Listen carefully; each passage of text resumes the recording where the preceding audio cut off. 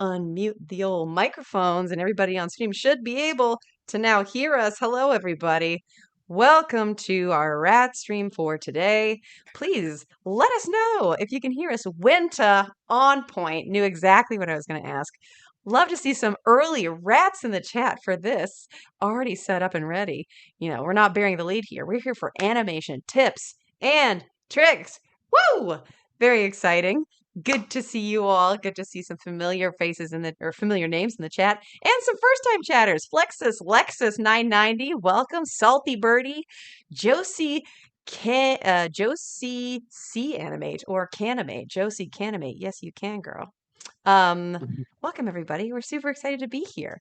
This is our animation tips and tricks stream. It's been a minute since we've just hit you with some fast facts. We've done some demo reel reviews. We had a bit of a zanier time last time with Vanessa, Brendan, JT, doing a little bit of an animation relay race.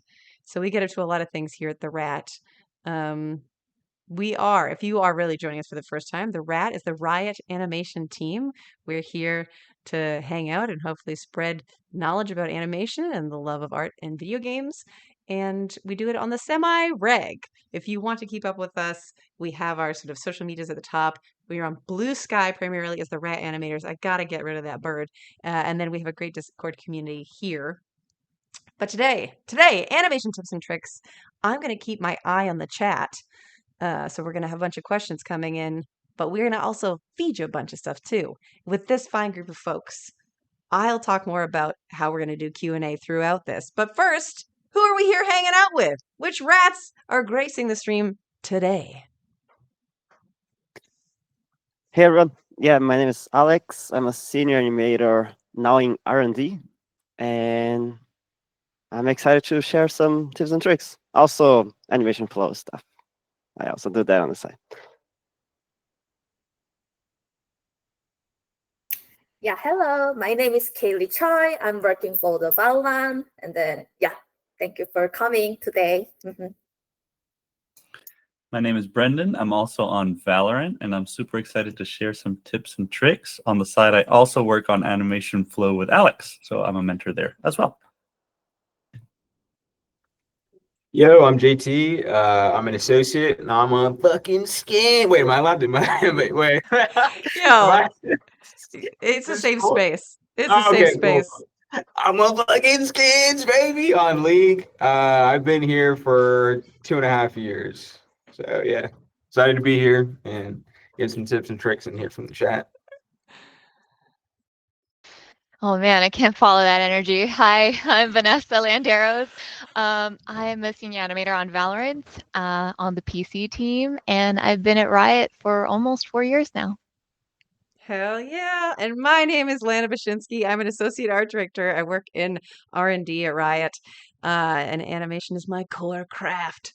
And so you get to see that we are in a variety of teams. We also have a variety of experiences and histories and backgrounds, and we have a much accumulated knowledge from our collective tenure. And so we're going to be sharing some tips and tricks that are about animation and video games, but lots of us have worked in a bunch of different places. Brendan, Alex have both worked in film. Vanessa worked in film as well, TV, in our history, games, advertising, bunch of different stuff come together here. So we're running the gamut of tips and tricks. So during this time, we'll probably pause between each speaker with each sort of tip group and get a couple questions in the chat. So I'm going to have one eyeball on the chat, making sure that I pull those questions out. If you want to tag the @rat animators, that's the tag that I'm monitoring for questions in the chat. So if we don't get to it right away, I am copy pasting them and pulling them aside for later. So don't be shy. Please definitely be asking those questions along the way, and we'll get them answered. And without much further ado, shall we get into some tips and some tricks? Are you ready? Rats ready? We see some hang tens, some shakas. Let's go. Here at Riot, we love to share our tips and tricks, baby. Everybody has a unique way of working, and we hope that these suggestions are going to come in handy for you. Tip number 1. Kick us off, Brendan. So this is quick overshoots and offset. This one's actually suggested by a fellow rat because I mentioned it. It was part of my workflow. while I was in the relay race. So this is mainly like after you're blocking, just to kind of spice things up a little bit, so it doesn't take a ton of time. So the tool I use to just get the quick overshoots is called a tween machine. It comes installed with Animbot, but there's also a free version online. So if you click after, if you expand the bar and you click after the end bar of it, it'll just overshoot the value of it. It'll mark it as a key. So here I just have a couple poses of Akali. So the one with her hand down, hand up, and I just went ahead and I overshot it a little bit. After that, what you can do is you can offset the controllers from each other. Wait, did it change the GIF? I think that it did. Don't You're think on it did. slide 3. Shall I move it? Is it slide 4? Oh, okay. So here I offset the controllers from each other, and then it just gives a little bit more naturality to the movement. But the real trick sauce of it is offsetting the axes from each other. So if first you do the x-axis, then the y, then the z from each other, by just having those 3 keyframes on the thing, it'll just give a very natural flowing movement, and everything will just look a little bit nicer, and you'll just have very few keys and a lot of information in it.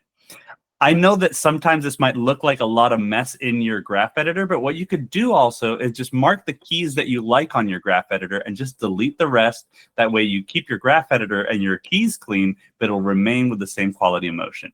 So this also works with translations. So over here, I just offset this one animation from point A to point B. So it just kind of reverbs there. And now if I offset, these are just translation axes. So if I offset one from another, it'll give this really nice arcing movement, and it'll just look very organic and nice as it gets to the end. And it's only 3 keys. So you don't need to add a ton of information. You don't need to track a ton of stuff.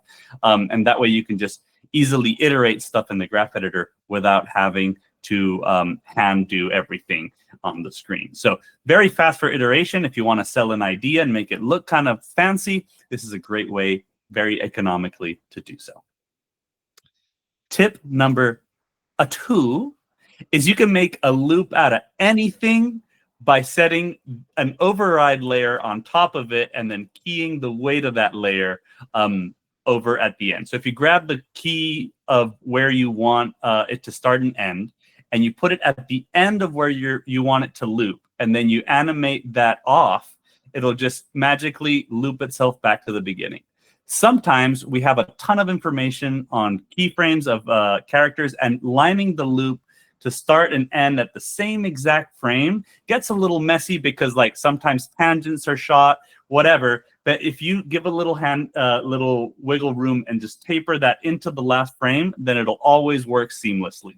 The one thing that you need to make sure is that the layer set on override. That way it has no other information on it. And the way you do that is you right-click the animation layer. And the last option on it is set layer mode. You set it to override. And you can verify that because the animation layer name is then going to be bold. So that's how you can get just cleaner loops if you ever have a dirty loop and just want it to loop pretty fast.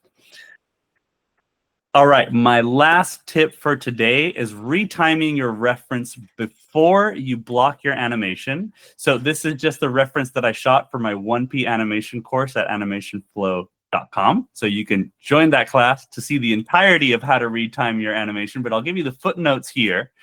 Here's just a regular video that I recorded. And then next is just in After Effects, you pick the beats that you think that are going to be like movement beats and held beats. And the movement beats, usually I just reduce the action by about 30%. So I make them 70% of what their original time is. And once I go through there and I play the reference a bunch of times, then it starts looking like animation.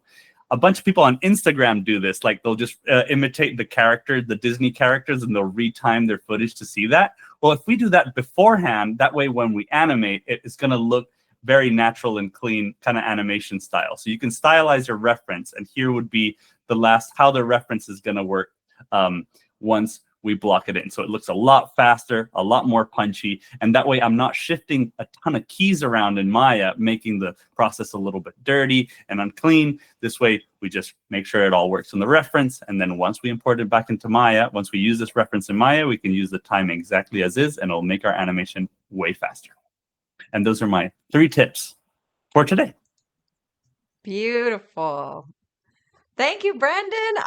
I love looking at this GIF because it took me so many watches to realize there's not actually a little side thing in that side of the gun. You're just miming that there's like a big lever there. It's great. Can we get rats in the chat and any questions in the chat? We don't have any rolling through yet. Too straightforward, too obvious. Before we started clicking through, and Alex, did I catch that you didn't know Brendan's first tip? Was that like a tip for you today? The second one, the override layer, I did not know. That was actually pretty genius, I would say. I'm gonna use it. Good. Because I always do such a mess with the graph editor to loop it properly. Yeah, So don't do that. Just slap one at the end, taper it on, and then that's that. Perfect. Yeah, I work with weighted tangents primarily because it's my Me too. it's my other toxic trait. Oh, good. Yeah. But my tangents will be like getting that loop with the weighted tangents. I'm like, oh my God, I have to make sure these are Don't do it. perfect. This Do is this. yeah. I also didn't know. I am getting into layers in a big way recently. So this is fantastic. Thank you, Brendan, for your tips. Thanks, folks, for catching along. Vanchi Kai, could Brendan TLDR his first point again? Sorry, we do have one question. Vanchi Kai, first time chat, welcome. Could Brendan TLDR his first point again? I couldn't quite follow it. So if you have 2 keys, if something's going from point A to point B, overshoot it a little bit in the middle to make sure that it goes past it. And then afterwards, you can offset each axis. So offset X from Y from Z. And then when you hit play, it's just going to look very fluid and magical with very little effort. Yeah, beautiful. And just to get ahead of the questions that I imagine I'll answer several times today, we are going to make sure that this is captured as a VOD and we'll put it up on YouTube so that you can go and review later and hopefully zoom into some of these slides as well. All right, let's move right along. Thank you so much, Brendan, for your 3 tips today. Who is next? I'll advance it. Sneaky. Advance. Oh, it's me. Hi, everybody. Today, I'm going to be talking about tip number 4, which is no assets, no problem. Let's do a sphere pass. This is a little trick I actually learned from some animators who worked at Blue Sky, RIP Blue Sky. But if you're in a situation where you don't have a rig yet, using a ball rig for planning has really great benefits. And it's also great to use if you don't want to think about moving a complicated rig at first. And it works great for roughing in timing, layout planning, and if you want to be extra fancy, you can convey the energy of the thing you're animating with some squash and stretch. But it's essentially great if you're planning to animate small creatures. I've seen people use it for like actual people as well, just for like the timing of like walking into a scene or something and for like general layout purposes. But it's a really nice, quick and easy way to take all the fluff out of like initial planning. And I'm a big planner. I do a lot of planning first, even before I start animating. So this is a really useful trick. And the ultimate ball rig is what I used here for this animation you see on screen. I believe it's a free rig, so you can find it online. I'd recommend it. Oop. Okay, and then tip number 5. This is one that I recommend for people who might not have like strong draftsman skills off the bat. You can't draw VFX, no problem. Just grab some geo in a scene. You can grab any shape geo and just start keying it in a sense that will convey the timing. It can convey how much VFX is kind of going to take up screen space.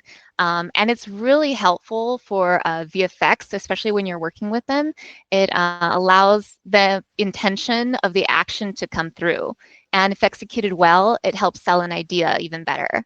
and it can be helpful when feeling out timing and layout. So I had VFX animators approach me and be very thankful for when I present animations like this, especially in the blockout phase, because then they also get inspired to do like a plussing iteration with their VFX.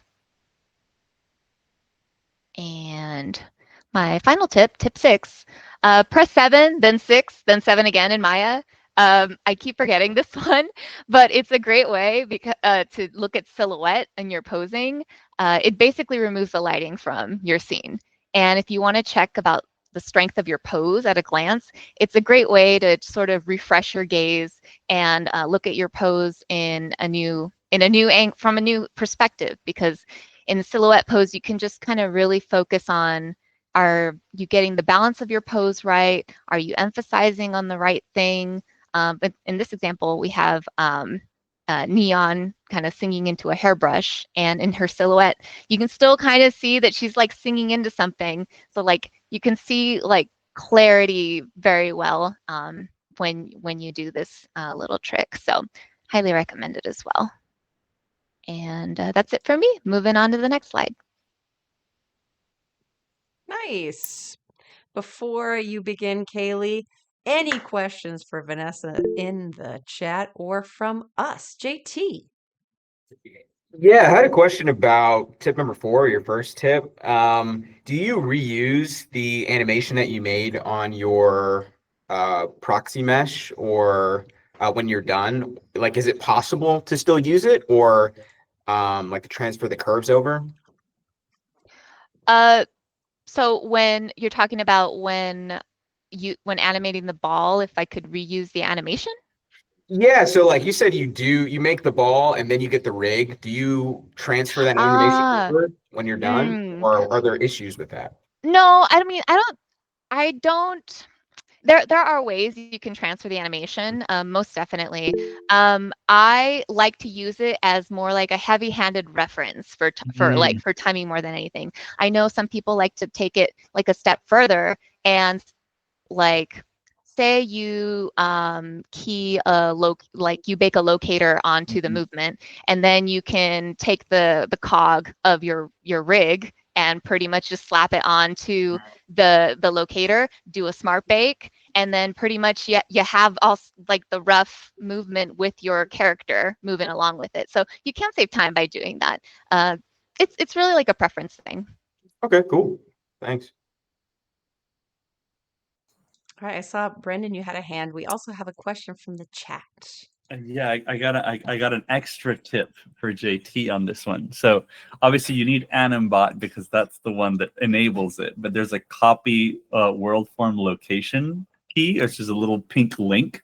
So essentially, if you put your animation, whatever the rig is, on top of your ball or wherever you want it, and then you link those, say like, hey, make sure that this is like information's relative to this. When you move that and you say, hey, paste, it'll just stick to wherever it is.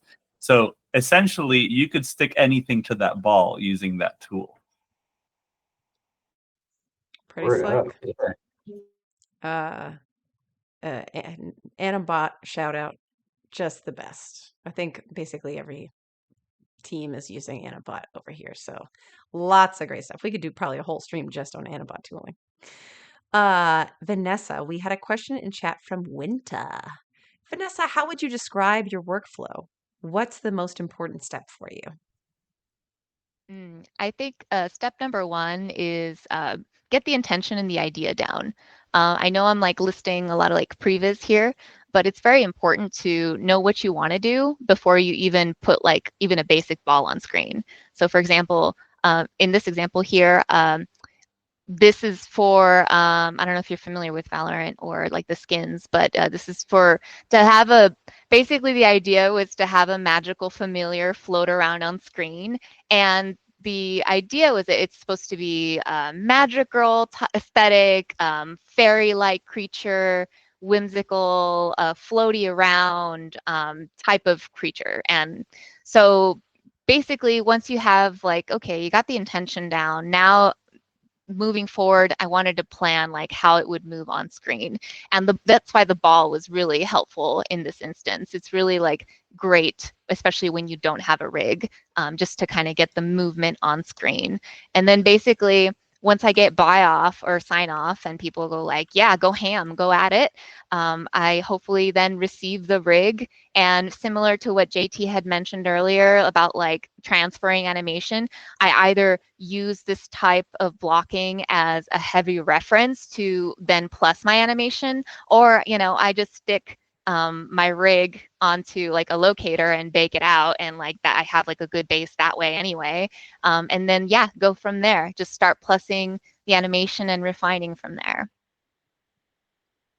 Beauty.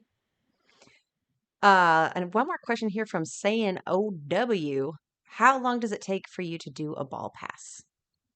Probably like half a day. It's like it's really, if you know what you want to do, it goes fairly quickly, especially since there's not a lot of controls on the ball pass. And would Yeah. you, as a sort of a follow-up to that from me, would you advise people like minimize the amount of time, like try and like crush it out and then move on to the real thing, or like really lock it down with the ball pass? Like take as much time as you feel like you need on that. I suppose it depends on the level you're at. So like if you're someone who's newer, definitely get eyes on it first, just to make sure that your timing is locked down and like it feels good.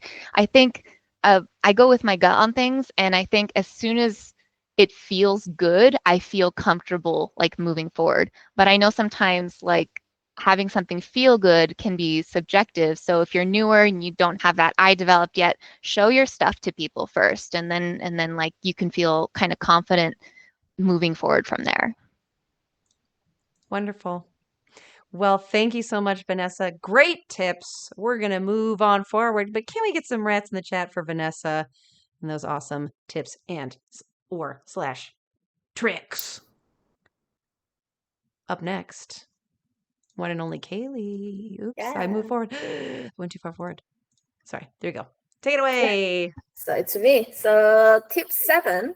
So took some 2D drawings for VFX plan. So usually, game dev people, we are like having lots of the collaboration work with the VFX artists. So for that, I know we have lots of the like 2D drawings, like the tools, apps, but I like to using the grease pencil because we are working in the Maya, and then I like to working like with the like 2D drawing with the animation at the same time.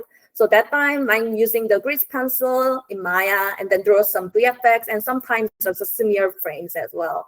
And then it'll helpful also like communicate like, oh, I want something like the magic, like wanna like coming out from the guns kind of it. So I'm using like drawing from the animation. So Lena, you can play the video in the so that one is like good example. So it was very successful, like working with the VFX artists, like from the Maya to the engine. So that's it.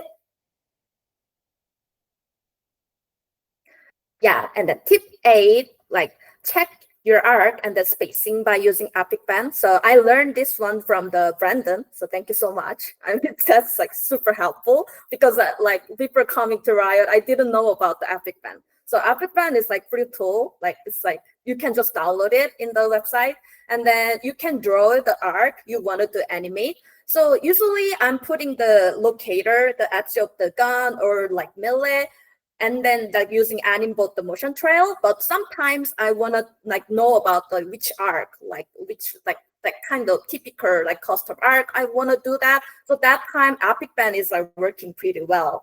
And then also you can check the spacing of the Maya, and then you can draw it. So it's very helpful, like tracking like what kind of like specific art you want to do. So Lena, we can play the video. So like especially the champions like animation, I made like 2 big arcs. So that time I drew the like super big like to the circle on the like the Maya scene, and it was like very helpful to making it. And the next one. Yeah, so it's like at number 9 tip is an animal tip. So making the random shake animation. So that one I also learned from the Billy. Thank you, Billy, so my manager. So that on, like, when you guys like want something making like noise shake in animation, so like making one by one gonna be taking super long time. But Animbot, they have a like super cool like feature about that. So select the range where you want to add the noise, and then slide like simplify and bake keys. It should be in easy now, the green color, the slide bar, and then like bake some random keys. And then select the key what you want to make a noise, and then slide the noise and wave on the left side. So that time you can make a very like random like noisy the shake there. And then also don't forget to add like them in anim layer, because like with you making in the base animation, your anim graph gonna be very messy. So especially like RFC's that skin line is very helpful for putting like the shake animation, because like they have lots of the shaking part in the plate. So yeah, we can see the animation. Yeah. So it saved much of the time, when I animated it. Yeah. So that's me. Wonderful. Thank you, Kaylee. We do have a question here from Afternoon Eyes. We're talking a lot about sort of ways we do pre-planning with Epic Pen and things like that. Did anyone feel stressed to start rushing the pre-planning when you first started as a junior? Ooh. Okay. I can Yeah, you say the can. question first. When I first started studying, I would rush a lot. I want to jump in Maya first. So I was trying to, like, I record reference, but I didn't care as much about the importance of the reference. I just want to copy in Maya and try to figure out. And I'll leave most of my stuff for later. And after I joined the industry, slowly I started taking more care of my pre-planning. So I feel like it grew on me after I started getting more experience. So yeah, that's my experience. Brendan? I can agree with Alex. I just keep the first part of it as part of my workflow. So I'll just jump into Maya like right away. I'll start posing a bunch of stuff, and I'll know that the first ideation of it, I'm going to throw out. Like, this is just like, I'm just there. I'm trying to see what the rig is trying to tell me. I'm trying to see what's going on. And then I know at this point that the first couple versions of that, I'm just going to throw in the trash. And then after I know what I'm going to do, then the reference is going to be a lot more precise, and I know exactly what's going on. So the faster I fail at that stage, the more on track I'm going to go. And now I just know that like that's just part of my process, so I just accept it. So I still feel rushed. I'm just okay with it. And do you, when you say you throw it in the trash, do you actually like fully nuke the timeline and delete it all? Or you just mean you start a fresh scene, or what is your version of that? Because my workflow is very much, I literally delete the timeline, which drives my colleagues. It makes them feel absolutely insane when they hear I just delete the whole day's worth of work. But it does feel like I've gotten it out of my system now, and I don't want to be distracted by it. So are you actually I'm deleting happy. everything? I'm happy you say that, because like I also feel like, you know, like I do that as well in a certain way, because I used to say like, okay, this is version A and it's a precious file that'll live there and like I can go back to it, and here's version B and here's version. It's like if they don't like A, they'll never want it back. So I just go Yeah. ahead and I'll just delete everything that nobody liked, and if there's any kind of nugget that I can save, then great. But then once I start blocking, like I'll even open up my graph editor and maybe, you know, like, oh, I went from 0 to 360 just trying stuff out and I didn't even notice. And at that point, I'll be like, okay, you know what? I know what I want. And I'll just open up a new file and start again. But usually I can save a little bit of what I did in that planning phase, but I no longer save precious version A, B, and C. I'll just go ahead and if they don't like something, I'll just grab all of it and just nuke it and be okay with it. Yeah. Nice. Vanessa. Everybody works differently, I suppose, but I think the thing that gave me peace early on was that the more I spent in the planning phase, the less time I spent on like the back end, and I got to polish quicker. That gave me a tremendous amount of peace, because at first I was like, oh, I got to get through the planning. I got to this and that. But like the planning is, y'all, if you do anything, just work up to getting your plan solid. Have eyes on it, get everybody to sign off, do everything you need to do to just get the plan down, and then like you can get to the meat of the things sooner and hopefully trudge through that quicker rather than to just figure things out along as you go and then discovering that certain things don't work. JT. Yeah, piggybacking off of both Vanessa and Brendan, I have a similar experience, I guess, to everybody. I think it's probably pretty natural that when you start, you really just want to get your hands in Maya and start messing around with stuff. And as I've gotten more experience, I tend to spend more time planning than I do actually animating. I feel like it makes me faster and I get eyes on it and stuff much earlier in the process, and that helps me out. The one thing I did want to say though is kind of piggybacking off of what Brendan was saying is that whatever works for you for planning is good. If for you hopping into Maya is the way you do planning, that's fine. It's the same with like spline versus stepped. It's like whatever works for you to help you solve it out. I've had mentors, who've done both. I've had people who do thumbnails and they do drawings and stuff, and that's what helps them sort it out. But whatever planning thing works for you, I think it's important to really focus in on that part of the process for you to be able to animate faster, or in my eyes, it saves time. If I can solve something before I even get to Maya or the game engine, I'm like, that's amazing. I want to do that more. So yeah, that's kind of how I see the process. Yeah. Kaylee.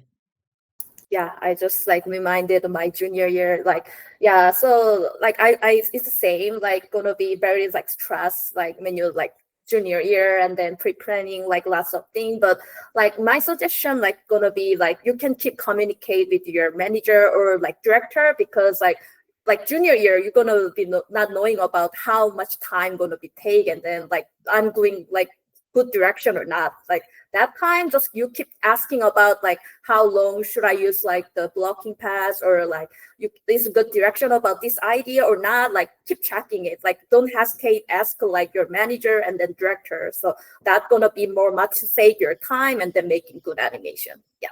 Yeah, that I think is a really great point. I think especially when you're early on, you have this idea that you need to like impress, and I think that's part of the reason why you want to rush too, is because you're like, I gotta show them that I got what it takes, but they already think you got what it takes. That's why you got the job, and so now you just gotta do the job right and over defaulting to over communicating. I think a lot of time, especially early on, even if you think you're over communicating, you could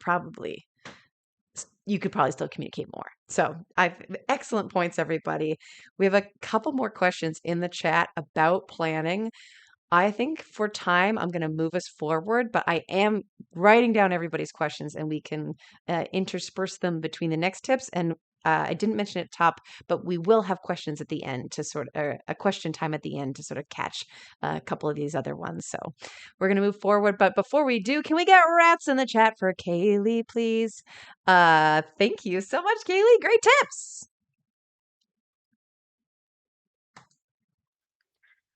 Who's next?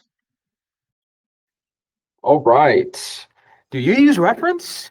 Do you use mood boards? Do you struggle finding a good way to display them while animating? Well, you're in luck, because some super genius or super geniuses concocted a killer app to swipe away all your concerns, and that app is PureRef. Shout out to Just Kennedy for putting me on game recently, because up to this point, I was not using this. I was using Power Toys, which sounds sus as hell, I know, but just to kind of exonerate myself of all doubt, it's a Microsoft like official tool suite that you can download. And the only thing I really use in there is Appear Always on Top. And that's something that comes packaged with PureRef. But yeah, PureRef basically it's kind of like Miro. It's kind of like what was it, Google Jam or Jamboard, but it can handle images and it's a reference board that can handle images, videos, and GIFs or GIFs, however you want to. I don't want to start that war. But yeah, it's kind of like an all-encompassing tool. It was probably made by some like Photoshop graphic designer person who used this, or art directory person used this a lot, because it has the suite of tools that comes in Photoshop and in GIMP kind of packaged in there. And it allows you to do things like, cropping, image cropping, allows you to add text. It has a brush tool so you can draw on stuff. It allows you to flip images in video and GIFs and everything, and allows you to organize them into this giant, infinite canvas Miro vector scaling board. It has no borders on the windows either, so you can just slap it on top of whatever. It doesn't even have the file browser or anything. You have to right click to access that menu. So it's super clean, and yeah, you can apply it on top of anything. And they also have a nifty thing with the always on top where you can apply it specifically to be on top of a specific window as well, which is pretty cool. So yeah, it's a really, really expansive suite of tools and stuff. And I don't know if we're going to distribute this out, but the link is right there, and you can just search PureRef as well to get access to it. Cool. Next up, we have tip number 11: use a plane to check for character ground penetration. As it says on screen, the tip name says it all. So yeah, you should just be doing it. I feel like this is something I learned. I didn't used to do this, by the way. So I'm not coming in here I didn't used to do this, and I only started doing it because in feedback, I would always get tagged for hey, your feet are getting into the ground, or people would pan around or look in game and find a bunch of hidden angles where I'm like, why are they even looking over there? The player's not even gonna be looking there. But I'm like, yeah, it's important. So the only way I started doing this was I was looking at other files of my other fellow animators, and I saw that they were doing this. And they learned it when they were in school and stuff like that. So I started doing it as well. And I just, it's not an issue anymore. So definitely check it out. It is a great tip. And yeah, this animation is by just you, not me. So just put that out there. Tip number 12, Animbot selection sets. If you don't have Animbot, then are you really an animator? Oh. I feel like this tool, Lana mentioned it earlier. This is the goated tool, the Swiss Army knife of animators, which is amazing. So yeah, selection sets are just one of the gigantic Photoshop, After Effects level toolkit that comes with Animbot. So yeah, selection sets are super helpful for animators that don't like pickers, don't have pickers, or who have small screens or limited screen space. They help address those issues by helping you keep your viewport clean while animating, and eliminating the time sink of spinning around, your camera to constantly find your desired controls. When I was in school, that's what I struggled with a lot. It just ate up so much animation time. In my mind, I know what I want to press, but I'm like, I got to find it. Oh, it's hidden in the geo, blah, blah, blah. So, and I know some people do like using pickers. I don't, but you can use this with pickers as well. You can use all of these types of techniques to kind of get what you want. So I use kind of a hybrid method. I don't like the gigantic, nasty, eyesore that pickers are. Or if I do have multiple monitors, I don't like having to look over to find what I want and then look back. I like having it all in one space, my PureRef reference, and then I have my buttons right there. So yeah, it just helps you manage kind of your space. And kind of a super tip on top of that, hidden tip that you can use with this or just on your own, because on our team, we have a lot of animators use a lot of different techniques. Even though I'm kind of shitting on using, pickers or God forbid, you actually just use the normal controls. We have some animators on our team who just have the controls displayed, which blows my mind, that they do that. I cannot believe that. But even if you do that, whatever works for you, right? You can also, a new shortcut that I learned when I was here is that there's something in Maya called, in the hotkey editor, called NURBS toggle, which is, typically for modern rigs, we use the NURBS curves class of objects for our controls. So you can toggle it on and off, and you can assign it to a hotkey. So instead of having to go to like display or viewport display and like just clicking it to turn it off, you can assign it to a hotkey. For me, I just use Alt G because Alt V, I believe, is the standard for play. So yeah, and you can just tap it to turn it on, tap to turn it off, and it's super clean and once again helps you maintain your viewport space. So yeah, and I think that's it for me. I think I have one coming up later, but I think somebody else is coming up after me. Let me just double check. Yeah. Cool. So I'll be Beautiful. back. I'll be back. Wonderful tips, wonderful tips. We had a couple questions that were specific to some of the things you said. Does Pure Ref play in tandem with the time slider in Maya? No. No. So this is not an integrated tool. This is a tool on top. So I know for us it's a little bit different. If you're like in feature or something, definitely want to go through the normal process of importing stuff into your scene. If you're doing VSync and stuff like that, you want to go through that normal process. This is for outside of that one-to-one necessity. Wonderful. Brendan. You can change your hide nerves curve to Alt G. That sounds like a wonderful place to put it. But Maya defaults Alt 1 and show hide Geo is Alt 2. So no need to change it. I use the default ones, but I encourage you to change it if it is more comfortable for you. I changed it to just a single hotkey. Get a modifying hotkey out of there. It's the letter D on off on off on off. But I use D for something else. Alex. No, about the antibodies, yeah, a lot of users don't have it in Maya because of like the price for students. I get it. It's hard for you to like afford when you're studying. There are a few tools there, like you can create selection sets directly on a shelf as well. And default in Maya, you can just put like create a shelf for the character and put the buttons in there. And you can make the shelf just floating around as well. And for the bookmark menu, you can also use the Maya standard bookmark menu because I use the animal one, it's like very useful, but I know Maya also has by default, so it's just a few things that you can also do it. But I highly recommend Animbot, and it is really, really good. I use it all the time. Beauty. Where am I looking? I got a bunch of questions here. We have some ones that were questions. We're going to stop and do a Q&A with a couple of the random ones that we have here. So one that we just got that is interesting. Well, no, I'll go back to the beginning. Winta had a question earlier that said, I have a question for anyone who wants to answer, again regarding workflow, but JT, we'll start with you. How do you deal with the feeling of using an incorrect workflow for you? And what tips do you think are good for finding your workflow? Your being, I think, the proverbial, like whoever is thinking about finding workflow.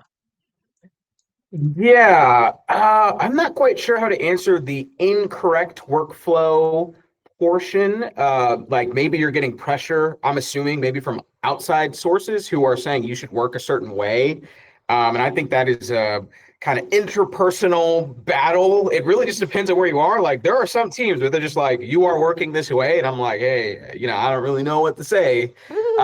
That's like a different battle. But as far as if it's your own personal workflow and that development of finding your own, I think the best thing is to kind of be humble with your own process and to be curious about other people's workflows. And even stuff like this, where like, we're all animators, we're working in the industry. Some of us have had, decade or more, experience. I have managers and principal animators who've been in the industry 20 years and they're still looking for tips. They're still talking to like the younger animators and asking them, if they have demos. They're like, oh, wait, how'd you do that? And stuff like that. So I think it's just trying to be open to the process and that humbleness of like, hey, if somebody else, like if you're a student or somebody, you're in one of these animation communities and they're pulling something off, it's like, yeah, you could just ask them like, hey, how did you do this? Or do you have a cool process? Can you show it to me? And I feel like that's how I've evolved my process over the years, is just talking to other people. Well said. Brendan. Got a bit of a philosophical soapbox here, so I apologize in advance. But the truth is that both animating and actually finishing something is very difficult. Like just finishing an animation to say like, hey, this is done and it's polished to the best of my abilities and I'm done with it. Getting that through past the finish line is something very difficult to do. Not a lot of people can do it. So your workflow, your personal workflow, is anything that can get you past that finish line. If it's like, going in frame by frame and bashing your head against the monitor every step of the way until it's done, then awesome. Now you can learn tips to make that easier if they like fit inside of your brain and you can comprehend how to do that and it fits into your madness of how you do it, then awesome. Learn different ways of doing stuff, but at the end of the day, your workflow is yours because it crosses you for the finish line. Mhm. And that is very difficult to do. And anybody that's saying that you're working wrong, if you're able to do that, either has a lot of knowledge and is trying to help you, or has no idea what they're talking about. Because that is, anything that can get you through the finish line is your workflow. Whether that's right or wrong kind of depends on like, hey, is it efficient or inefficient? But if it gets you past the finish line, it's a right way to do stuff. Also well said. Kaylee. Yeah, so me, just one thing I want to mention, usually, like, I receive lots of questions, like, from the students, like, they ask me about, like, oh, should I use FK or IK, like, which parents, like, space, like, should I use this animation? Like after coming to Riot, like, Alex say, like, I'm using FK for the holding weak bone animation. I was so surprised because I thought, like, only IK, like, animation gonna be working. So I think, like, all the, like, students and animator, they can just try it and then find, like, which, like, way, like, fit on me or, like, good for me. So just try it and then find yours. Like, that time it'll be, like, correct one. So there is no any incorrect one, I feel. Yeah. Yeah. Though, to speak a little bit to that idea of incorrect, I think there's been times in my history where I'm animating and I can tell something is wrong. So it's incorrect because I am doing it and I can feel that it's not right for me, but it's so impossible to be in that spot and know that something doesn't feel like it's working, but not know how to get to that next step. I think starting with that space of being humble and assuming that you don't know and other people probably have something to teach you is a great just sort of space to sort of always exist in. But for me, when I was really running my head into things, I mean, the biggest one I remember is like trying to animate in step mode forever and failing and failing and failing and failing. I understood strong posing, but my timing was wacko, yakko, and dot. Finally, like seeing layered and like understanding like things in motion and I could sense the timing. And then afterwards, I could take a beat and like really stick the posing afterwards and then slowly fusing those two worlds together. Like it just took me trying something different, but I really had to go watch somebody else do it and seek those experiences. So sort of the path to finding what feels more like your workflow, I think takes a lot of self-reflection. And in order to self-reflect, that often means you have to stop animating. So there's like a pair of things you have to do. You have to be practicing all the time so that you can feel what your frustration points are. And then you need to stop and be really realistic with yourself about what your frustration points are. Is it that your posing is off? Is it that you feel like you're going too slow? Is it that your timing gets mixed up? Like are you gimbling things all the time? And thinking about the situation that you always run into that makes you go, oh, this again. And then taking a beat to being like, I just said this again. I should figure out a solution to that problem. It takes a lot of slowing down and having that internal dialogue with yourself so that you can find your personal strategies to getting it across the line.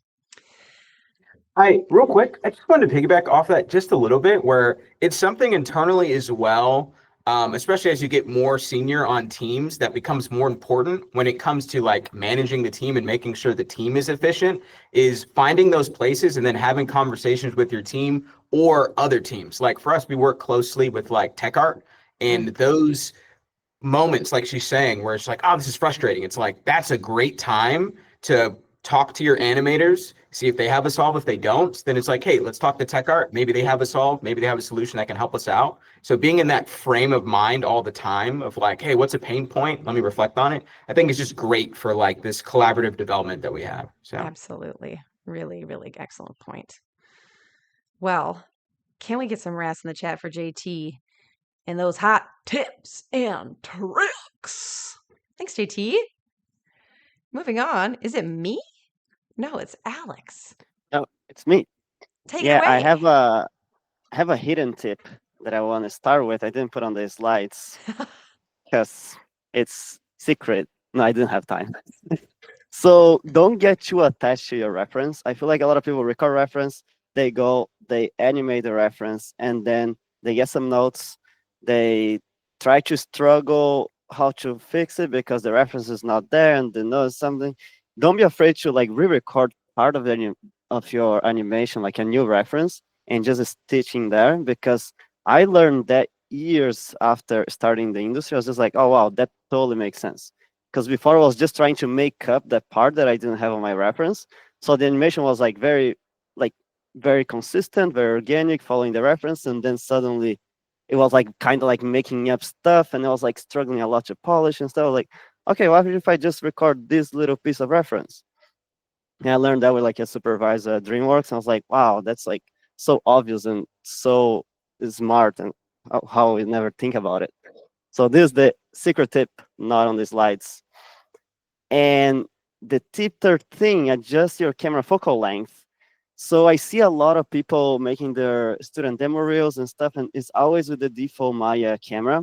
And the default camera is a 35 millimeters lens.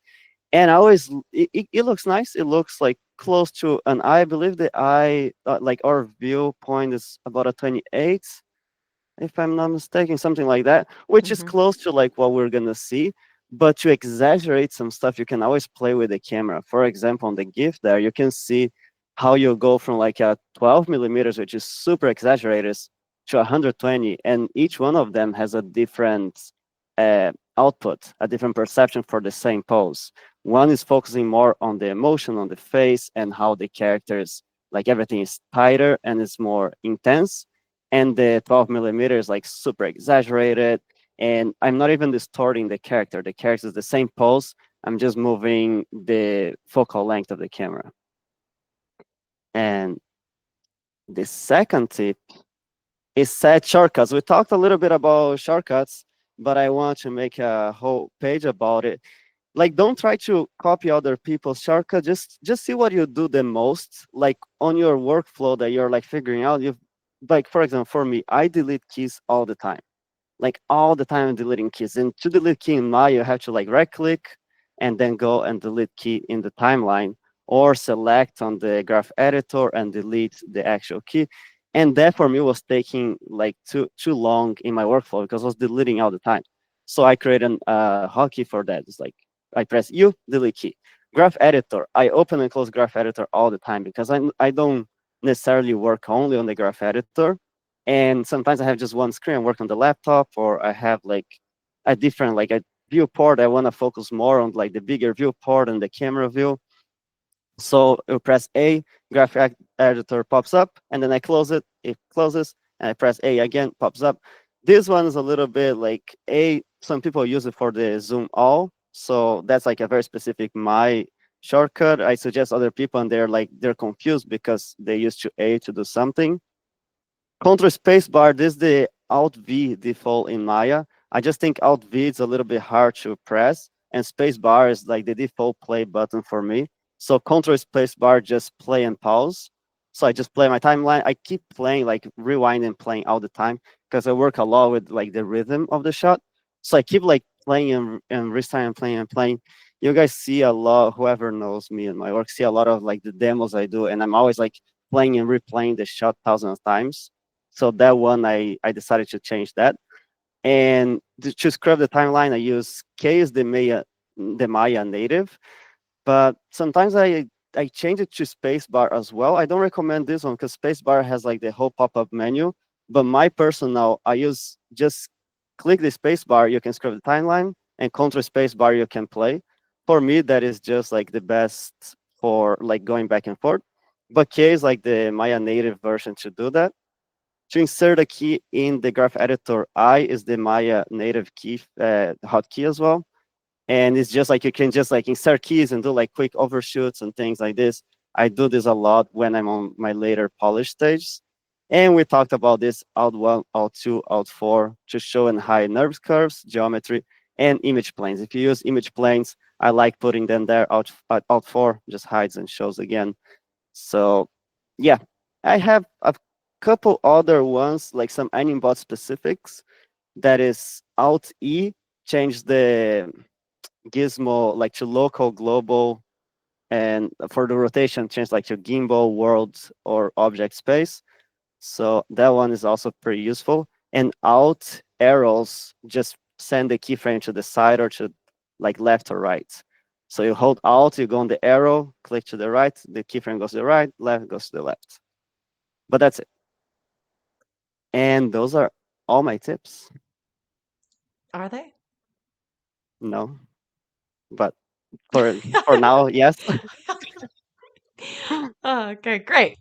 Wonderful. Thank you, Alex. We have a couple questions for you from Smoky Das Bear. Question about the camera focal length. How much do you decide between scaling a control to exaggerate versus adjusting the focal length? That's a good question.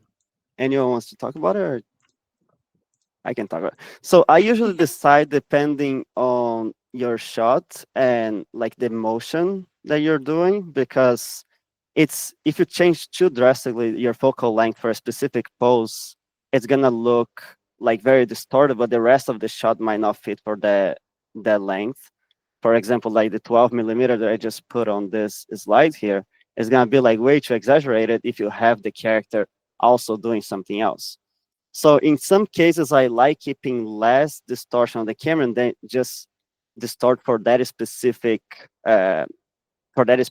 pose. I just like translate the arm and scale and stuff. But for like tighter lens, I usually just keep it like 85 millimeters for like a face performance or something, and then I cut to something more standard. So yeah, it depends on the shot. Try not to change too much from like a 10 millimeters to a 55 on the same shot, because the whole environment is gonna get like all messed up and it's gonna look like too abrupt change. So try to find the middle ground and then you compensate stretching the character. Brendan. I can kind of piggyback off of that one. It's not necessarily about, hey, would you scale the controller versus changing the millimeter of the camera, but picking what lens you're going to use is pretty interesting. There's a website called shotdeck.com that's just like a collection of every kind of movie cinema plate that's like a good shot, and it'll tell you, hey, this was shot with this type of camera, this type of lens, this type of lighting, whatever that is. So if you can find shots that you're like, oh, I really like the way that looks, just look at what camera lens they used, and you can start using those in your shot. I used to work in previs before I joined Riot, and usually for a movie, what they'll do is they'll usually budget-wise, they'll be like, hey, we have these 2 cameras to shoot the movies, and we have these 5 lenses. So the movie's only shot with that and nothing else, and that kind of ties together a visual language for the film. So sometimes you can say, hey, I like these type of shots, and you can always say, hey, all my shots are done with like 85 millimeters or 120 millimeters because like I like to do that type of shot. It's important that you do have a range of stuff and pick a thing as according. But usually how Alex is saying that the default one might not serve your cinematic needs. And just by fishing around to see what other people have used on their professional shots can inform what camera you pick for yours. Very nice. That is a hot tip. That was at shotdeck.com. We had another question here from L4ZYKZ. I don't know if I was supposed to be able to pronounce it, but that's what it is. I feel like my references can be so much stiffer than what I want. How do you get better at filming good ref? Have you ever taken acting classes for it?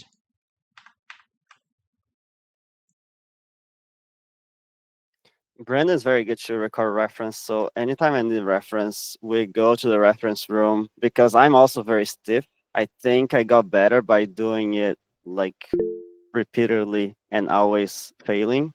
But it's always good to also have like someone to do with you because you can get like some ideas and you can see how like to move differently and stuff like that. But it is hard. I think the more you do, better you get, honestly. JT. Yeah, I've heard do you have to be an actor to shoot reference and stuff? You definitely don't. And there's a lot of people who shoot really good reference. A lot of the arcane people, they shot their own references, and none of them are actors. Like Alex is saying, if you're at a studio or you're in school or something and you know somebody who's just likes doing it and they're good at it or whatever, it's like, yeah, just grab them. We have people in the office, like, we all feel comfortable enough to shoot our own reference, but there are times where the way that they are expressing an idea or giving feedback, they're moving, and like in a meeting or if we're standing there, I'm just like, can you do that pose again? And I'll just like take a snapshot or something, just like, whatever works. The other thing I'll say is, weirdly enough, as you get better as an animator, you'll get better at shooting your own reference as well, because you start to understand like what you need to do once you've done the process, going back and forth a lot. Even what Alex was saying about like shooting reference on one shot and then animating and then going back and shooting more reference. That iteration will help you get better at shooting reference. So I wouldn't take it super seriously, like you have to go do this thespian training to try to, just animate something. But yeah. JT said most of all the things I was going to say, it's with the exception of one piece, which is the specificity of knowing what you also want to get from your reference. So if you know what you want to get is actually like the acting specific pieces and you think you're bad at it, definitely find somebody who you just think is good at it. You can practice, but you also, if you're not good at it right then, like you should practice some, but also get somebody else there. The other part is that you're not always looking for acting in your reference. Like a lot of my references, I'm not acting at all, but I'm not even trying to do it like at speed. I'm literally just thinking like, what are my feet doing when I'm trying to get from this space to this space? Like where would foot placements roughly be so I know where I can more comfortably cheat. And so thinking about what you're actually going into a shot or an animation needing from reference will also help you understand how much you actually really need that like emotional acting side of it too. Brendan. I have a rambly one, so I'll let Vanessa go first.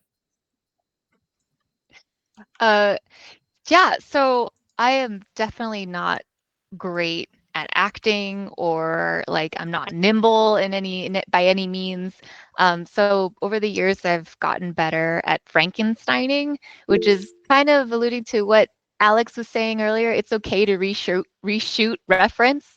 And what I do is that I shoot my reference, and if I didn't get a section or energy right in a section, I will reshoot that part and then just kind of like inject it into my reference and just kind of go from there.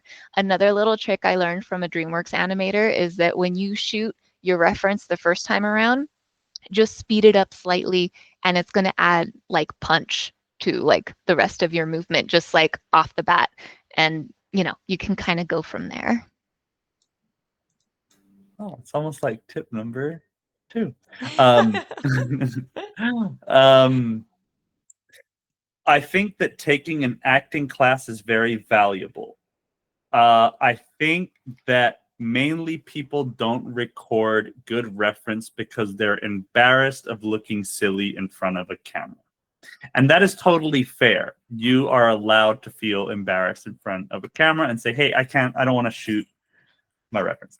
You want to make a living making cartoons in some way or another. That is absolutely ridiculous. So just with that in your mind, like it doesn't matter what other people think at the end of the day. I think that it is an exercise to just feel confident in your skin and just be silly and dumb in front of a camera, because trying to be honest and getting into the head of the thing that you're trying to embody through animation is very hard, but it's also very rewarding, and it'll get you better reference. So shooting reference of yourself shouldn't feel like something that's, like you're doing something wrong or anything like that. But most people that are doing it tend to be embarrassed of what they're doing. So it's an exercise in and of itself, a human exercise, to just get past that and just shoot the reference. Yeah, I love that. And yeah, to be clear, I think all of us would say that we have taken an acting class. Has everybody here taken one? Oh, JT, no. Alex, no.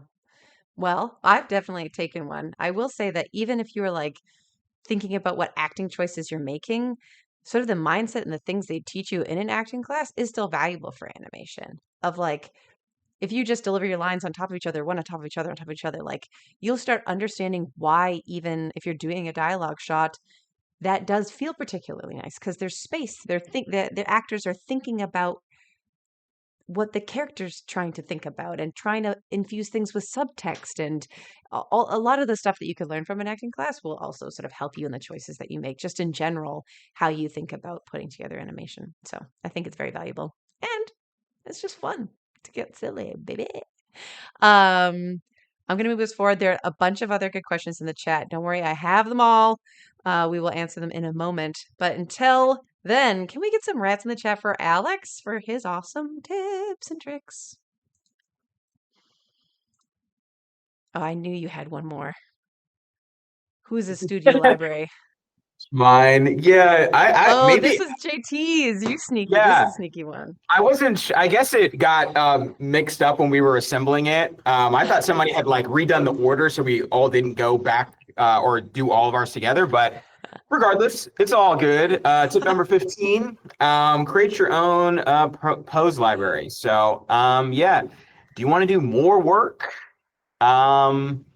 Or actually, do you want to do more work at the beginning and then kind of do less work overall? That's what this is for. Enter the pose library. Basically, if you're going to be animating a character for a long time or make a lot of animations across a really varied kit, then it's in your best interest to make a pose library. I feel like if people are working in one file, they kind of intuitively do this already. If you're somebody who makes a lot of pose sheets and stuff, you kind of do this already, but this is more of a bespoke, out of my experience, or I guess it is in mine because it's a tool, but this is a different way of kind of collecting that together. So essentially, what you're doing is you're making poses that you can later reuse throughout the kit. And by doing this, you can double your efficiency by just grabbing poses that you're already making during your pose explorations or your rig test or early blockouts and putting them, in a file to the side, or you could use Animbot's import-export feature as well. And they also have like this is Studio Library, which is a free tool, free in quotes. I think all of them require some sort of license, but it doesn't cost any money. And there's tutorial as well by Sir Wade Neistat, the god he is, which is awesome. And it's a great resource to check out. But yeah, you can double your efficiency by just taking poses you're already making, slapping them in a pose library. You can triple your efficiency by having the entire team, if you're on a team or working with some other people on your project or students, add their poses to the pose library. And you can give time to just like, hey guys, hands are annoying. There's a lot of bones there. Faces, there's a lot of bones there. Let's carve out some pre-pro time to just explore those at the beginning so we can build up a repository. And you can quadruple your efficiency by then storing these poses for future teams or for future characters, depending on your tech that's involved. So some studios like Unreal, or I say Unreal, Epic Games and like Fortnite and stuff like that, they have rigs that are generic, meaning that their bones and their suite of tools for retargeting allows them for all the characters to have animation that goes between all of them. So they can make a pose that was for a character that was made 10 years ago, and then somebody can go in the library and find it and apply it. For us on skins and stuff, we have the base champ, and then we have skins. So when people make pose libraries for the base champ, we can then take those for skins and kind of use that as a jumping off point to start any explorations. Or like, oh, hey, this clawed hand looks so good. It's like, all right, well, hey, let's just take it. Why do we need to remake it? It looks great. So yeah. And over here, I just have like a way for you to make it. In the bullet point here, if you don't have access to a studio library, but I really suggest just getting a studio library, or if we're at a studio, once again, you can talk to Tech Art and stuff like that about getting an internal one as well. So yeah. Great tip. Great tip. I get an applause again. Can we get more rats in the chat for JT? Oh. He quit quadrupling, and by sharing now verbally the tool, honestly, quintupling your efficiency. That's called a force multiplier, folks. We love to see it. All right, moving along. It's my turn. So my tips are coming from a different space because I've been in a different space for a minute, which is animation leadership. But before I talk about my tips, the one thing I want to make clear is that animation leadership doesn't necessarily mean you are the animation lead. You could be in a position of leadership on your team, which is a senior or principal level person where you are your tenure. The very nature of your tenure makes you in a position of leadership. Or you could be someone who is often I find people who are very outgoing and they talk to a lot of people can end up being sort of hubs for people to come talk to and be looked at as a leader, even if they're quite new to the team. And so I think that even though these are framed from the perspective of, or a lot of my experience is baked into the space of being like a literal manager, a lot of these things are things that I did even when I wasn't a manager to try and connect with my peers and the people around me and generally try and sort of smooth out that interpersonal side of things that can be a little bit wacky sometimes. So tip number 16 we have here is meeting with individuals, specifically individuals, often and with intention. So as a manager, there's something that we're sort of supposed to do called one-on-ones. I've heard some people have one-on-ones with their manager like once a quarter or once a month. I think that personally, I think that's too little. There's not quite enough time to really get to know someone. And if you're waiting a really, really, really long time to like meet up with people again, often people are saving up things that they want to say to you. And by the time you get there, there's only room for the business. And I think the point of a one-on-one is not to get down to the business. My perspective on a one-on-one is that I'm not even there to share my thoughts with the person, but that this is whoever I'm meeting with, this is their time with me. In a position of management, that's often because scheduling can get really busy. I have a million meetings and it has the possibility of being literally the only touch point. But even when that's not the case, I think leading with the space where if I'm trying to build interpersonal relationships that are really healthy, starting with thinking that this is the other person's time, I'm a very talkative person. I'm more inclined to give them the space that they need to feel like they can talk and be heard. The importance of meeting more regularly, make sure that you do have the time to talk about things that aren't work related. I think that if you get in there and it's all business all the time, it ends up being really impersonal. Like, you don't really feel like you're building a relationship that is of value, especially if I'm using that time as like a delivery mechanism. It creates a very transactional feeling to the relationship and not actually building a space of safety and comfort. But sort of on the other side of that, when you meet with somebody and you do want it to be this comfortable space where you're like, oh, how was your weekend? How's your life? Like, I'm genuinely wondering about your hobbies. You got to sort of know where to draw the line because you are also not somebody's therapist. No matter who you are, your manager, your friend, whatever, it can really be easy to for there to be a really blurry line between being a good listener to somebody who wants to talk about things and sort of enabling unhealthy venting. And so I think sort of knowing in yourself and your heart and the things you're sort of willing to entertain. And if you're not sure, talking to other people or your manager, you can sort of get a read on that. But knowing that that is a possibility, don't get sort of lost in the sauce of being such a good listener that now you have become someone's literal therapist. I also think it's great to take notes. I have a really, really bad memory. I've said it probably a million times on stream. Taking notes about your conversations, and again, not just the work items, allows you to follow up and be like, how was that thing you did this weekend? Tell me about it. I want to know more. Tip number 17, vulnerability is not a weakness. You will never be a flawless leader.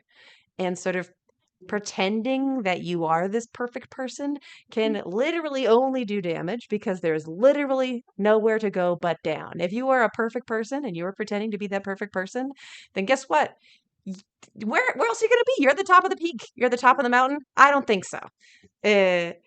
There's, I think, this idea sometimes that like you have to lead with strength and you have to be the go-to person and have all the answers.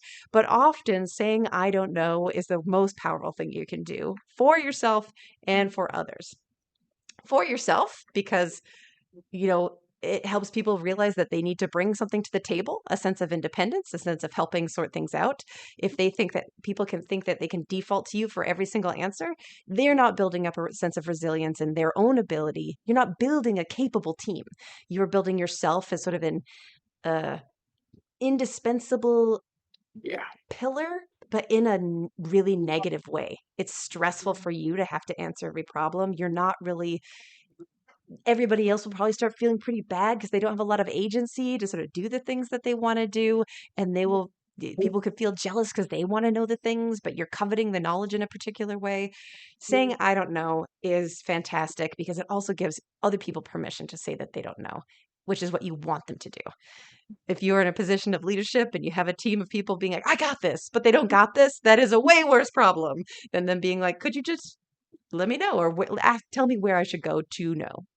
I think saying I don't know even when you do know because you suspect somebody else might not know is also really healthy and can help diffuse tensions for people who may be shy or don't quite know how to speak up. The third piece about this is being vulnerable. It is probably your fault.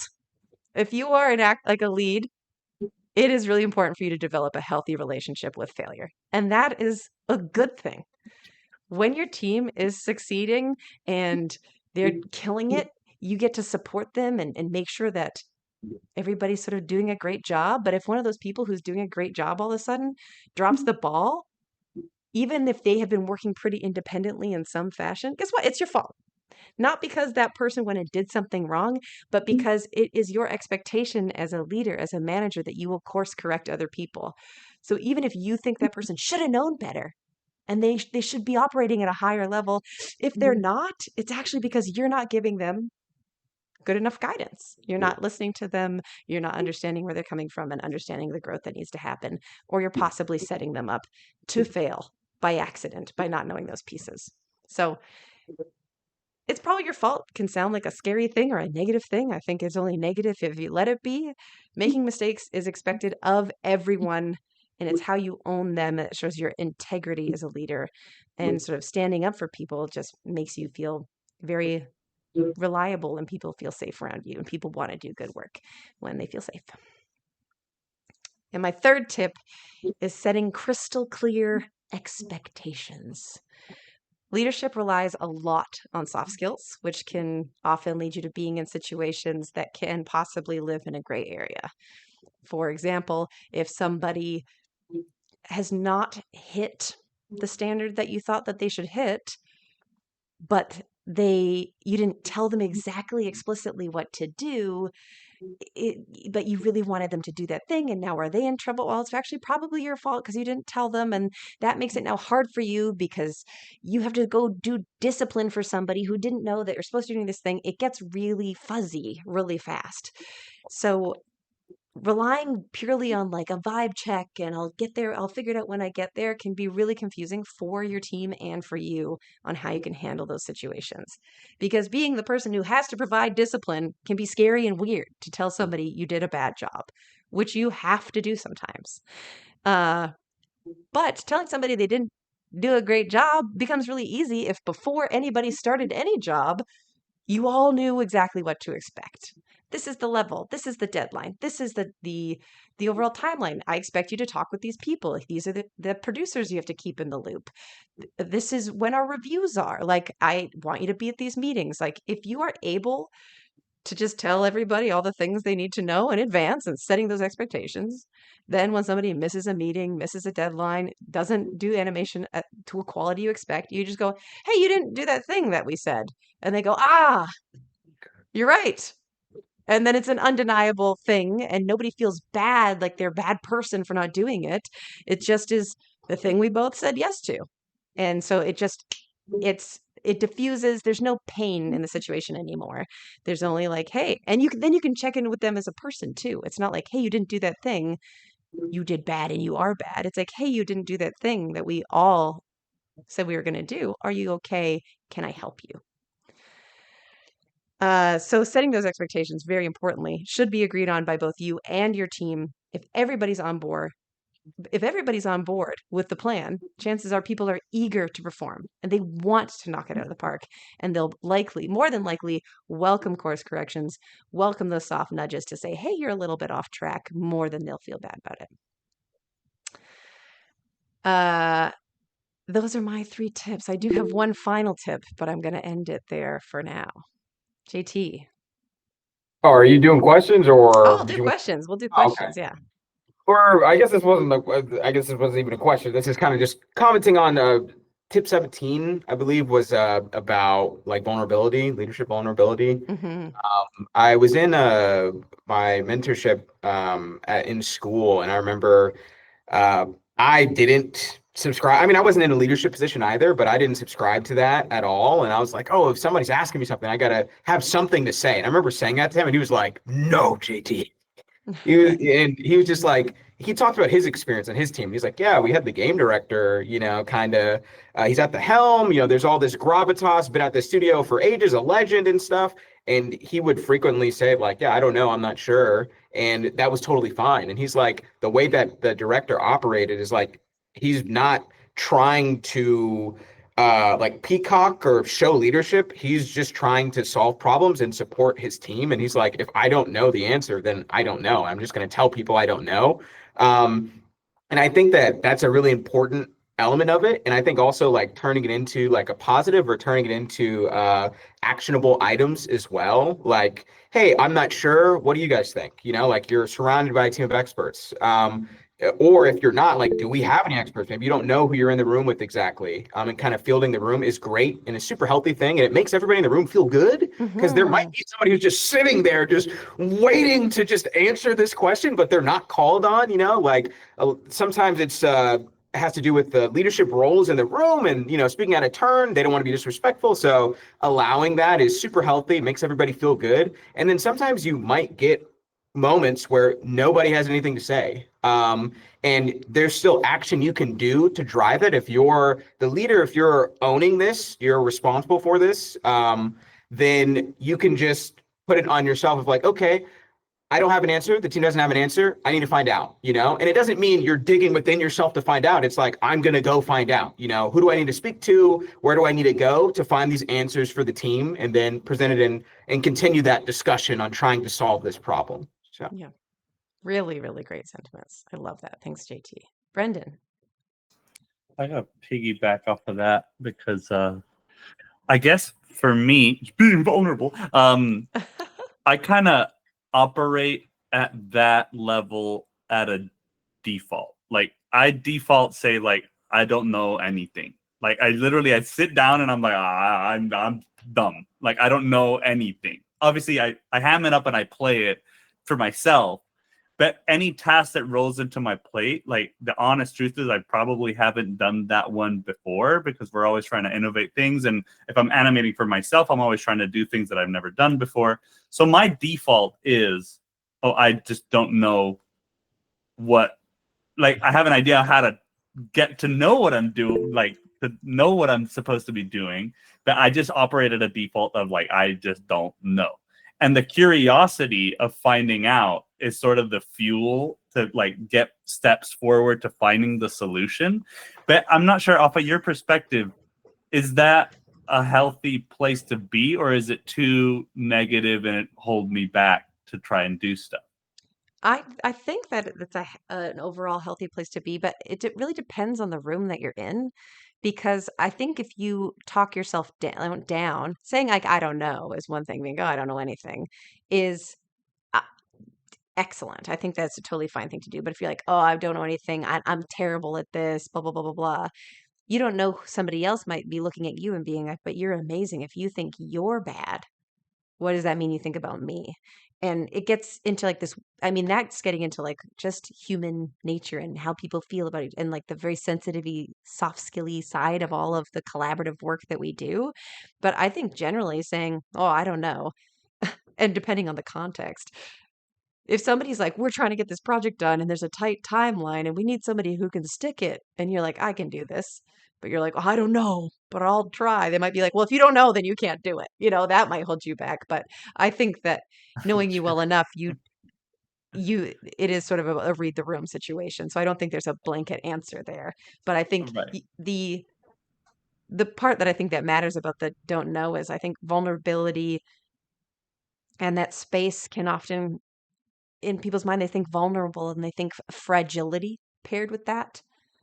And I think vulnerability of being like open with people paired with a resilience to be like, but I will try anything. Let's go. And eagerness, that you need both those two fronts to be the right thing. Like if I, as your manager, you ask me something, I'm like, I don't know. And then I had a panic attack. That's maybe too far. That's probably not building trust with the team. That's building panic. But if I'm like, I don't know, I would love for you to find out. Let's make it a project for you to do. I'd empower you to check this out for me and like loop back around. Let's chat about it, is a different sort of competent space. Hence why I'll never be a manager. All the panic. A question here that is specifically related to the management from, once again, I'm so sorry, L4ZYKZ, maybe? How do you convince management or your own leads that you might be ready for a leadership role? Do you need to be the best animator to show you can handle additional responsibility? Or do you need to somehow demonstrate that people like and trust you, and or something else? Also, you can just call me Casey. Okay. Thank you, Casey. Does anybody want to speak to that? I obviously have thoughts. JT.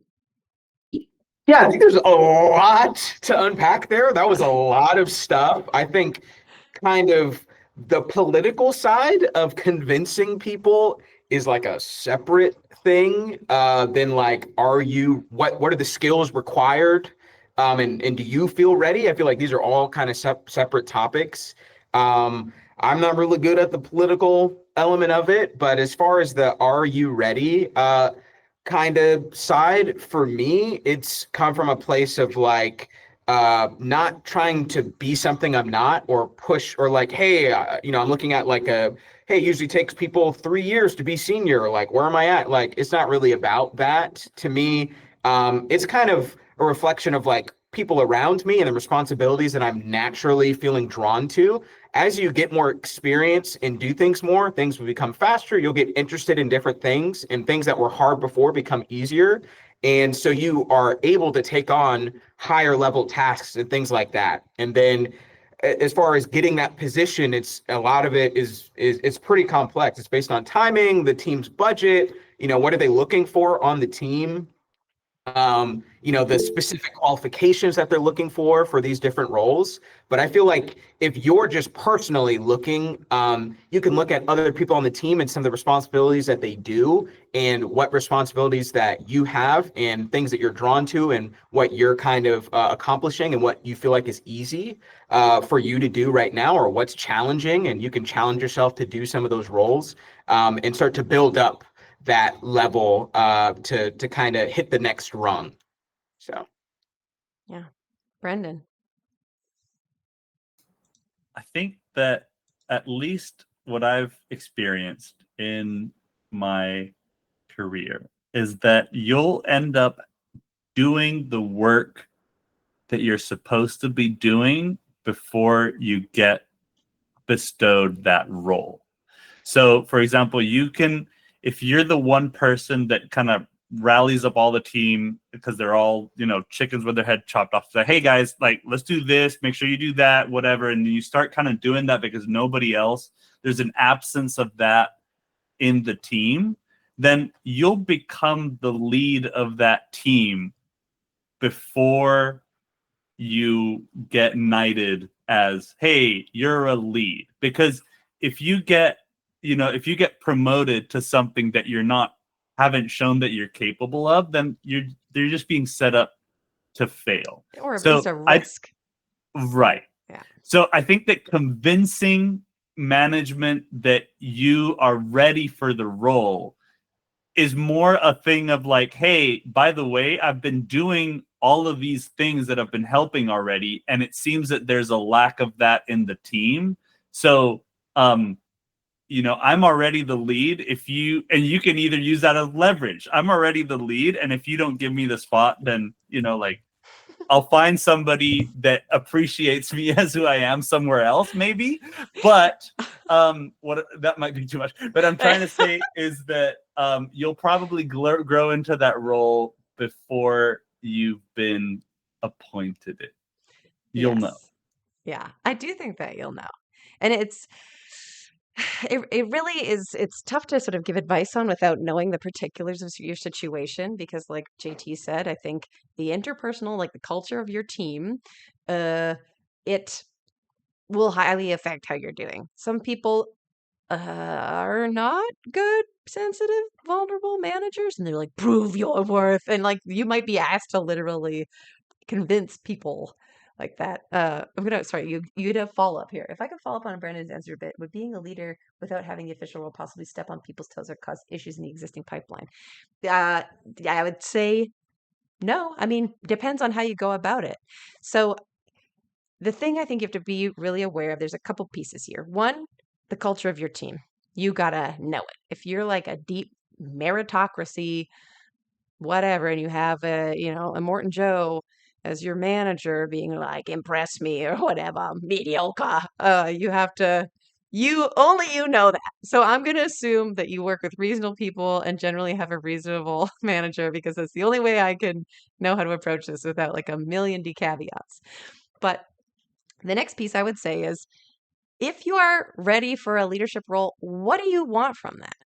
Because if it's just like the ladder for the sake of the ladder, then I think you have to look inwards for a minute and think about your happiness. Is it just, and it's cool if it's the ladder for the sake of the ladder, but the easiest way to do that might not be trying to convince anybody your team. If you're trying to ladder for the sake of the ladder, company hopping is the best way to do that. Applying somewhere else and getting a job there, staying for a year and moving. That is the fastest way to possibly move.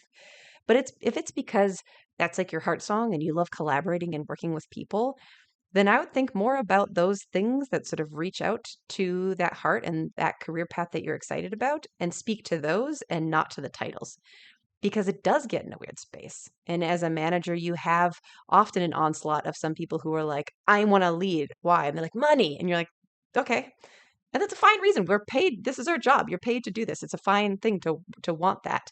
But the second somebody's like, I want to be a lead, you're like, you want power over people? Is that healthy for you? Do you have the skills for that? Like they're sort of sussing you out, and you'll get into a place that could possibly be contentious. But if you're able to know, here's the things I like doing: working with people, sharing ideas. I get a lot of satisfaction from doing documentation, even like bringing people together, and then feeling like I have ownership over a vision. You can say, hey, I would love to have a project that I feel like I can be the point person on, because I want to practice those skills. And talking about those skills rather than talking about, I want to be a lead, it can just be a less contentious way to talk about it, and is more specific to the things you actually want to do. And then to what Brendan said, that sort of naturally slots in. In my career, the greatest sort of momentum I ever got was basically never talking it at like the appropriate times, like when there's annual reviews or times where my manager's like, what do you want to do with your career? I would say really plainly what I want. I do think that I'd like to be a lead someday. I would like to practice the skills, be put in positions where I can practice the skills that help me get there. Can you help me do that? And otherwise, basically the only other words I ever said are, let me know what I can do to help. What are you working on over there? Can I do anything to help? And to that, your sort of follow up, does this step on people's toes? Asking if you can help will almost never step on toes. And if somebody's toes get squashed because you tried to help, that's on them. If you're like, can I help? And then you take things from people, that'd be bad. But if you're like, let me offload this, let me take a couple bugs off your plate. Oh, are you behind on animation? What can I do? I can help you with reference. Being that person that is looking to help, that is what a leader is. That is what a leader does. It force multiplies the people around them. Rising tide raises all ships, baby, and that's the person you're looking to be. And you'll probably fit in the cracks more than you'll be the person at the bombastic sort of forefront of it all. And asking that key question, what can you do to help? And genuinely trying to help people rather than thinking about, oh, that lead role will be mine. You will be a more natural fit for that role than somebody else who's on the other side of that. JT. Yeah, I just wanted to add on with stepping on people's toes. It was something that I ran into.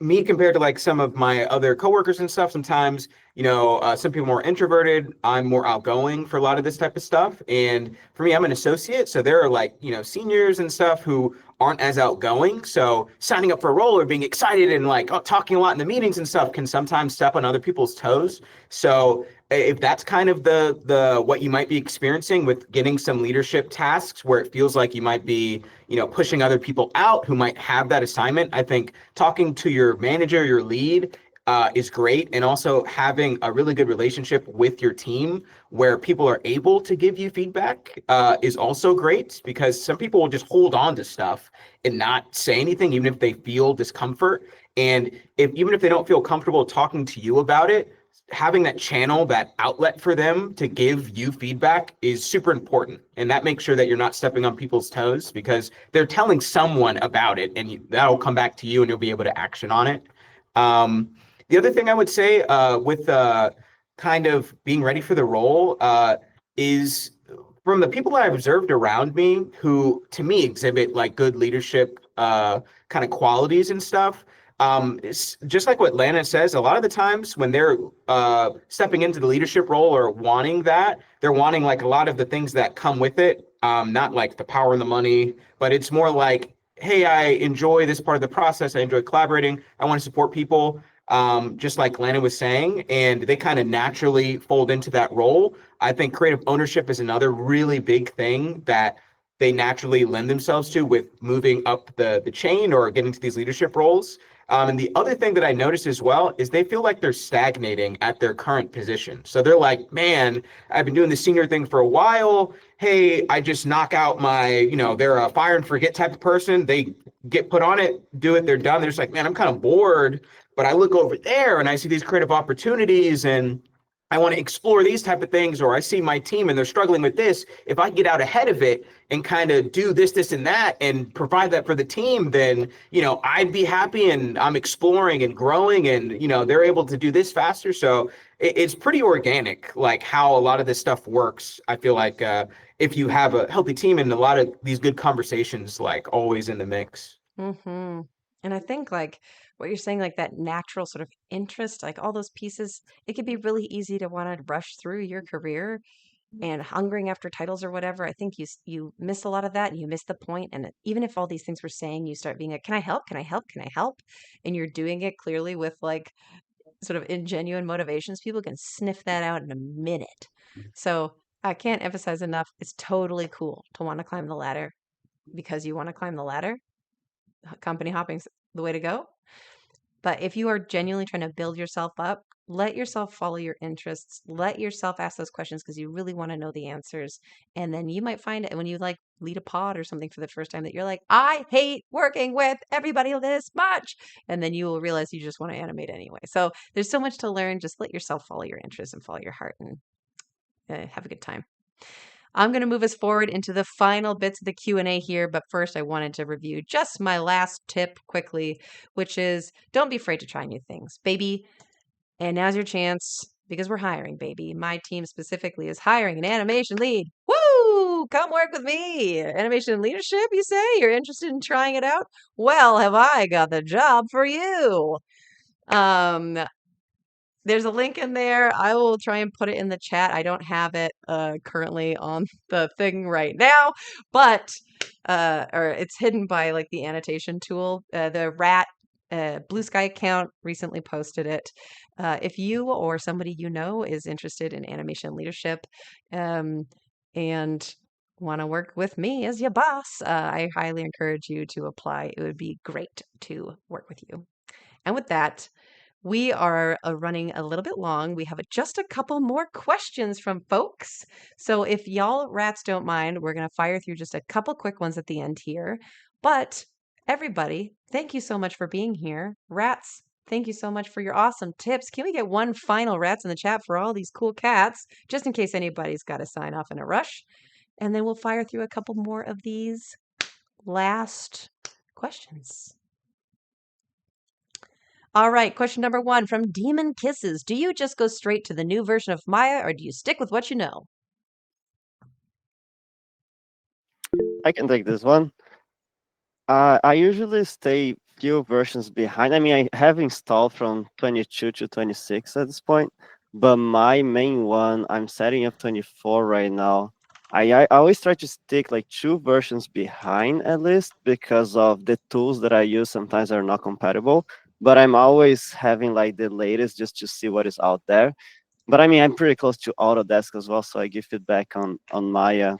But I always try to keep it like the most stable. For me, 25 was crashing a lot for some reason. 23 was very stable. And when you're in big studio, they always use like whatever version the pipeline is using. So it can range from 2018 to 25, 26, I don't know. Yeah, a lot of your tools have already been built for a particular version, and updating them every year would be hell. Well said, Alex. Thank you.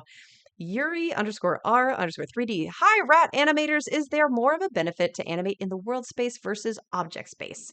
I'm finding moving everything in world space, especially limbs, makes it easier to read in the graph editor. I can take this one. Don't worry, Brendan, I got this. Yeah, I think Richard Lico has a great like chat about this. He's one of the Mount Rushmore kind of animators. I feel like, but it's about like parent space switching. I feel like that's the way to go if you can do it. If you have the tools to do it, if the rig supports it, it allows you to jump between those spaces whenever you need, and it allows you to be faster to do that. Personally, though, probably it differs per animator. Setting up your spaces at the beginning to what you like. The best nugget of advice that I can give for that, just as a North Star that's not super prescriptive, is that you want to minimize the amount of counter animation. And I think that can help guide you for whichever IK, FK, whatever parent space. Even if it's whatever you're currently animating at the time, is like, how do you minimize the amount of going back and reanimating something or babysitting something? And you can set your controls up that way. Wonderful. Great answer. Next question we have is from Saiyan_OW. I think this was from Kaylee's. Would you say it's fine to do a draw over even if I'm not good at drawing, as long as the message gets across? So me, I like drawing. So yeah, like I typically like my hobby is drawing. So trying to draw like in your personal time, the free time. But if you're not good at the drawing, you can put it any like geo in Maya, like simple like the ball or like scare box. Like you can do whatever in 3D tool as well. So don't be afraid about it. Just find your way. So yeah, that's going to be my question. Yeah, answer. Well said. We have a bit of a bigger one here. The casual Josh, are you still in the chat? Let me know. Recently I've been thinking about going back to school for 3D animation. I've already got the acceptance letter, but I'm just trying to figure out if this is the right move. I'm wondering if I could get some direction on that. Well, that's a pretty broad question, but does anybody have thoughts on going back to school for 3D animation, just sort of generally? I think if you need a community to push you forward and to keep you accountable, that is the correct move. I find that if you want to be an animator right now, there's very few schools that really put you like out the door directly into an animation studio. Usually you'll need a little bit of more support role after school if you're just going to a regular one, which is completely normal. Something like a mentorship program afterwards. So if you just want to learn how to animate, though, you might want to try a mentorship program first, see if that's something that you want to do, because it's going to be way less expensive to do so. Yeah, I think that is well said. Vanessa. I also want to bring this one up. If you want to travel abroad to work, sometimes you need a degree. So that would be like kind of the other reason to go and study and get that diploma. But other than that, it's as Brendan says, just you can learn on your own. You most likely will. I would look into schools to supplement your schooling. Yeah, I Shout also out to Animation Flow. Animation Flow. Bow, bow, bow, bow. I learn from the best of the best in this very call. And you can need a degree. You need a degree often for visas. So if you want to be approved for a visa, then you got to get a degree, as they say. Nobody says that. But big plus one. If you, the other thing I'd say about school, and something that I didn't realize I liked until it was way through it, is depending on the school that you're going to, if you're going to like a really traditional art school that has animation baked into it, I learned a ton of other skills that it took me like a decade to really matter, but like graphic design, figure drawing, figure modeling, really having like a well-rounded art education, color theory, like tons and tons of things. But you can learn all those things after you get the job, and you need to specialize to get the job. So no matter what, if you don't want to work abroad, going to a school is probably the least efficient way to get where you want to go. And even if you do get into a school, go check out animationflow.com. I love it. Two last questions here, folks, that we're firing through. Demon Kisses. As someone with a disability, I have to rely on someone else for reference, and I'm horrible at directing. What can I do to improve in this area?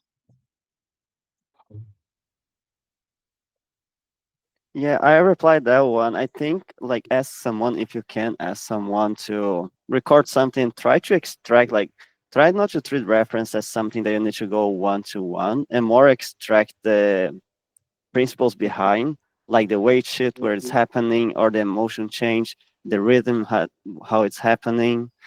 If you can ask anyone, also you can go like on YouTube, try to find videos. And if you have any drawing skills, you can try to do like a 2D pass on top of a reference, or try to just create like a thumbnails for your shot, something like that that doesn't require any video that you record before. But yeah, if anyone else can add. Yeah. What? Oh, go ahead, JT. Yeah, I think for the directing part of it, depending on your connection to the person, I would sometimes people tend to like hold back a little bit, if they don't know the person or something. So just be honest, like this does not look good. I need it to look like this, whatever. Like if you have a good connection with them, it should be fine. To just be more blunt. The other thing I would say that has helped me with other people, like when trying to get the performance that I need, and it's helped me shoot reference myself, is to use the selfie cam so they can see themselves in the reference, or you can go to a place like a dance room or something where they have a mirror, because when they can see, kind of the notes that you're giving, like, oh, hey, can you shift over here? Can you do that? Or what if you did with this hand? It's a lot easier when they can see the change themselves. So that could help with directing for you in the future. Yeah. And I just big plus one on like getting to know that person. If you are struggling to direct one particular person, it might just be that you're like you don't have quite a great vibe. You can work on that by like just getting to know them better, or doing literally like some improv exercises together beforehand to like loosen up and get a little silly and both sort of share some vulnerability in that space for a bit. But then also sometimes maybe just the vibe ain't right, and you can try and find somebody else who might vibe with you a little bit better too. Uh, Diva Kisses does say, I use my boyfriend for reference. He's just bad at acting. Well, give him that Exactly. honesty. All right, the last question that I'm going to field is from Kariakon. Any advice when building a demo reel for someone who wants to go into gameplay animation? Well, have we got the Rat YouTube series for you? We already have done this. Our 2025 updated demo reel advice, already split into segments as highlights on Twitch, and I think the entire video timestamped is also up on YouTube, and we hope that you will check that out. Everybody, thank you for your amazing questions. Rats, thank you for sticking around and bringing these tips and generally hanging out and everybody being a part of this great community. We love it. Let us know what you want to see in the future. Any other particular areas of tips and tricks that you're interested in. You can get at us at Blue Sky, at Rat Animators on our Discord community. I think we have a stream requests stream or channel in there, some kind of thread. Let us know what kinds of things that you want to see on the stream. I know it's been a minute since we've done some demo reel reviews, so maybe those are in the next near future. But thank you all so much. And until next time, rats.